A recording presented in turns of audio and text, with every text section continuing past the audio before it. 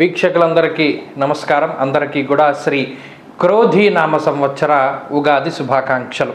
ఈ క్రోధినామ సంవత్సరంలో సింహరాశి వారికి గోచార ఫలితాలు ఏ విధంగా ఉన్నాయి అనేటువంటి విషయాన్ని నేను రాసినటువంటి ఈ భవిష్యదర్శిని పుస్తకం ద్వారా ఈ వీడియో ద్వారా క్లుప్తంగా తెలియజేసేటువంటి ప్రయత్నం చేస్తాను. సింహరాశి వారికి ఈ సంవత్సరం ఆదాయం 2, వ్యయం 14, రాజ్యపూజ్యం 2, అవమానం 2. అలాగే ఈ సంవత్సరంలో ఈ రాశి వారికి మే 1వ తారీఖు వరకు గురుడు 9వ ఇంట తామ్రమూర్తి, తదుపరి 10వ ఇంట సువర్ణమూర్తిగా సంచారం చేస్తారు. శనేశ్వరుడు సంవత్సరం పొడవునా కూడా 7వ స్థానమందు తామ్రమూర్తిగా సంచారం చేస్తారు. రాహుకేతువులు సంవత్సరం మొత్తం 8, 2వ స్థానాలలో సువర్ణమూర్తులుగా సంచారం చేస్తారు. అయితే సింహరాశి వారికి ఈ సంవత్సరంలో దీర్ఘ సంచార గ్రహాలైనటువంటి గురుగ్రహం కానీ, శనేశ్వరుడు కానీ, రాహువు కానీ, కేతువు కానీ ఇలా గ్రహాలన్నీ కూడా వ్యతిరేకమైనటువంటి ఫలితాలని ఇస్తూ ఉన్నాయి. అందుకని మనం చూసాం ఆదాయం 2, వ్యయం 14 ఉంది. ఆదాయం తక్కువ, ఖర్చు ఎక్కువ. జాగ్రత్తగా ఉండాలి.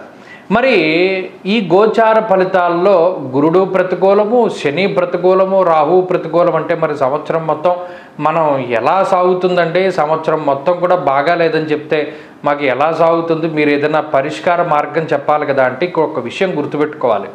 ఇది గోచారము. 30% ఫలితాలని గోచారం ద్వారా ఒక జీవితానికి మనం అన్వయం చేస్తాం. మిగతా 70% ఫలితాలు జాతకంలో ఉండేటువంటి దశాంతర దశలు బట్టి ఆధారపడి ఉంటాయి. జాతకంలో మంచి దశలు, మంచి అంతర్దశలు జరుగుతూ ఉంటే గోచార ప్రకారంగా ఈ ప్రతికూల గ్రహస్థితి ఉన్నా పర్వాలేదు, దాటేస్తారు. ఈ గోచార పరిస్థితులు బాగాలేనప్పుడు జాతకంలో కూడా దశాంతర దశలు బాగాలేకపోతే మాత్రం డబల్ ఇంపాక్ట్ పడుతుంది. దానివల్ల మనం ఇబ్బంది పడవలసినటువంటి పరిస్థితులు ఏర్పడతాయి. కాబట్టి జాతకం ముఖ్యం, ఈ గోచారం కూడా ముఖ్యమైనప్పటికీ ఈ బాగాలేకపోయినా అది బాగుంటే మనకి నడుస్తుంది అన్నట్టు. మరి ఈ సంవత్సరంలో 3 దీర్ఘ సంచార గ్రహాలు కొంత ప్రతికూలంగా ఉన్నాయి కాబట్టి ఏ విషయాల పట్ల జాగ్రత్తలు తీసుకోవాలి? 7, 10, 8 స్థానాల్లో గ్రహ సంపత్తి కనబడుతూ ఉన్నది. దశమము అంటే వృత్తి ఉద్యోగాలకు సంబంధించినటువంటి స్థానం. అష్టమ రాహువు దోషం ఉంది.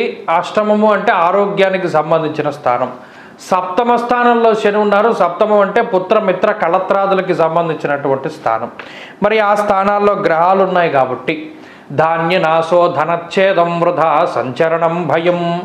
గురుడు దశమంలో ఉంటే ఎప్పుడైతే వృత్తికారకుడు ఆ స్థానంలో ఉన్నారో ఆ స్థానాన్ని దెబ్బతీసే ప్రయత్నం చేస్తారు. అనగా ఉద్యోగం కానీ, వ్యాపారం కానీ, వృత్తి ప్రవృత్తులు ఎవరైతే సింహరాశి వారు సొంతంగా వ్యాపారాలు చేస్తూ ఉండనివ్వండి, లేకపోతే ఇతరత్ర వ్యాపారాల్లో భాగస్వామ్యం పెట్టిన వారై ఉండనివ్వండి, లేదా కంపెనీల్లో పనిచేసేటువంటి వారి దగ్గర నుండి ప్రతిరోజు కష్టం చేసుకునేటువంటి పనిచేసే వారి వరకు వారికి వృత్తి ఉద్యోగ వ్యాపారాల్లో కొన్ని ఇబ్బందులు వాటిల్లుతాయి అని చెప్పారు.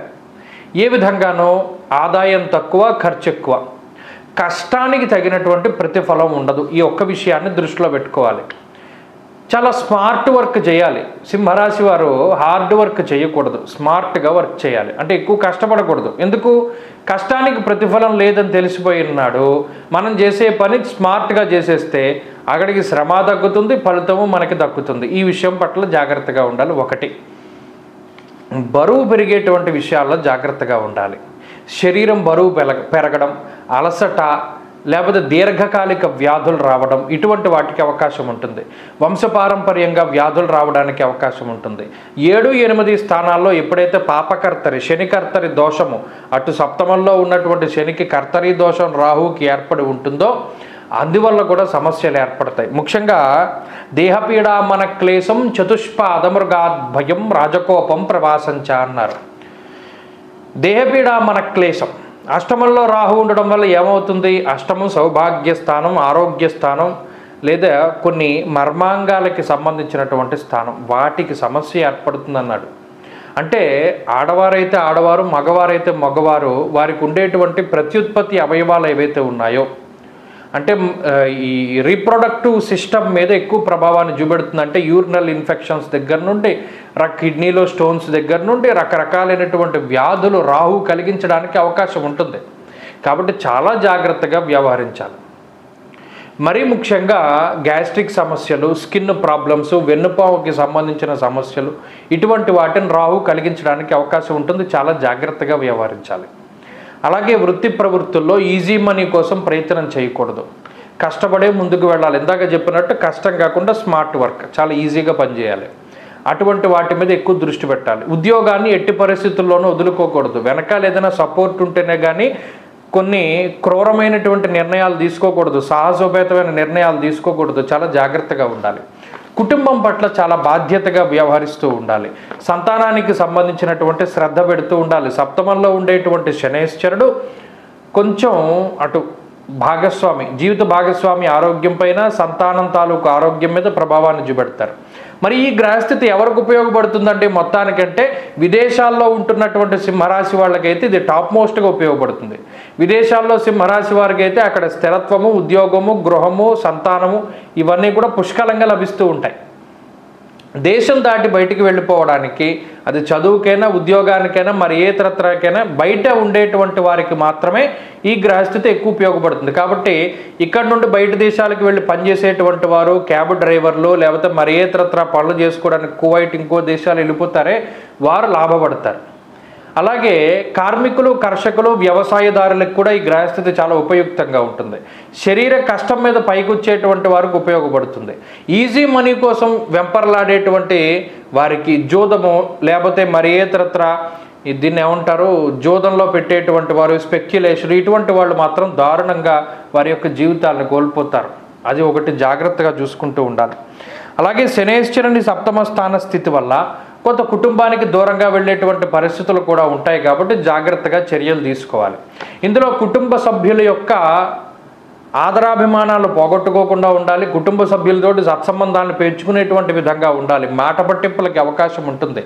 ఒకానొక సందర్భంలో కుటుంబ సభ్యులకి దూరంగా వెళ్ళవలసి వస్తుంది. ఉద్యోగపరంగా, వ్యాపార పరంగా వెళ్ళి బయటికి వస్తూ ఉండడం చెప్పదగినటువంటి సూచన. మొత్తం మీద గత సంవత్సరం ఉన్నటువంటి పరిస్థితులు ఈ సంవత్సరం లేవు కాబట్టి కొంత జాగ్రత్తగా వ్యవహరిస్తూ ఉండాలి.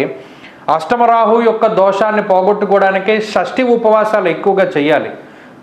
ఒక నెలలో 2 షష్ఠులు వస్తాయి కాబట్టి షష్ఠి రోజున తప్పనిసరిగా సర్పసూక్తంతో అభిషేకం చేయించుకుంటూ ఈ సంవత్సరం మొత్తం మీద కూడా సర్పసూక్తంతో షష్ఠి రోజున అభిషేకం చేయించుకుంటూ ఉండడం ద్వారా ఈ గ్రహస్థితి నుండి కొంత బయటపడడానికి అవకాశం ఉంటుంది.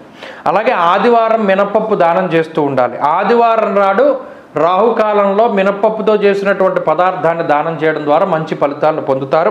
ఈ సంవత్సరం మొత్తం మీద ఆరాధించవలసినటువంటి దైవం దక్షిణామూర్తి. అనుకూలమైనటువంటి వారం బుధ, శుక్రవారాలు. అదృష్ట రత్నం నవరత్నాల ఉంగరం పెట్టుకోవచ్చును.